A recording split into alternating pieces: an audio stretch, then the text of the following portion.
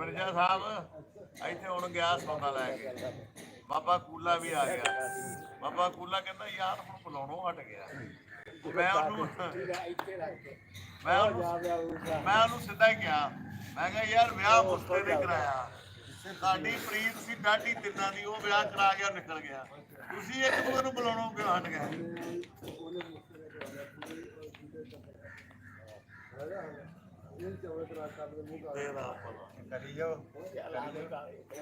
ਇਹਨੂੰ ਮਲਵਾਓ ਗਰੀਬ ਨੂੰ, ਜਿਹੜੀ ਰੋਟੀ ਲੱਭਦੀ ਹੋਈ ਤਾਂ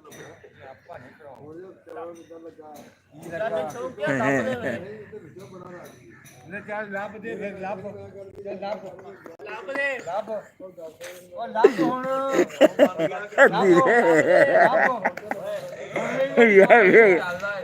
भाई दुनिया कितनी तंग हुई भैया।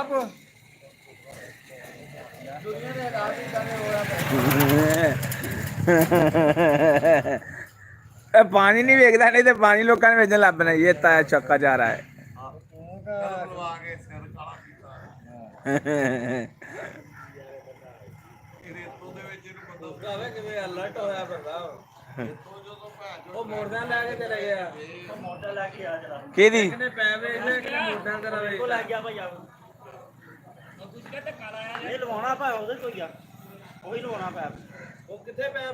जिया साहब इधर आए, थोड़ा सा आज की दास्तान सुनाए, क्या हुआ इधर सामने आप?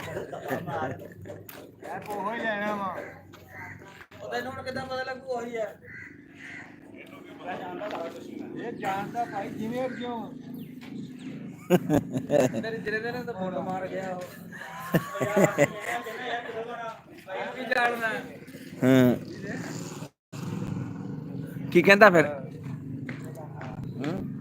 हैं जी की की गाड़ी आ रही है बर्तनों वाली।